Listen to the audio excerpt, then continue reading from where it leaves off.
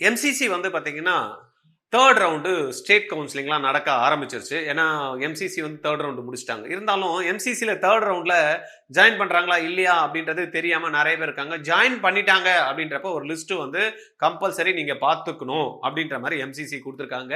Weeding out.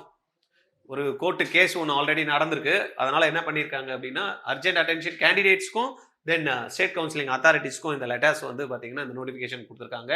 In view of the it is inform the result of round 3 of UG counselling 2025 conducted by MCC was already been published. நம்ம already பார்த்துட்டோம். Results எல்லாம் வந்திருக்கு. அதெல்லாம் பார்த்துட்டோம். Provision of resignation is round வந்து இல்ல. Round 3க்கு வந்து there is no provision for resigning. அதனால இவங்க என்ன சொல்லியிருக்காங்கன்னா, hence all state counselling authorities are requested to weed out the joint candidates. நீங்க 3வது ரவுண்டுக்கு ஸ்டேட் கவுன்சிலிங் ரிசல்ட் கொடுக்குறப்ப இந்த ஆட்களோட இந்த கேண்டிடேட்டோட நேம் இருந்ததுன்னா என்ன பண்ண சொல்றான்? ரிமூவ் பண்ண சொல்றான். Weed out the joint candidates of AIQ round 3ல இருக்கக்கூடிய before seat processing of round 3 நம்மளுடைய அந்தந்த ஸ்டேட் கவுன்சிலிங்ல இருந்து எடுத்துட்டோம் அப்படின்னா என்ன ஆகும்?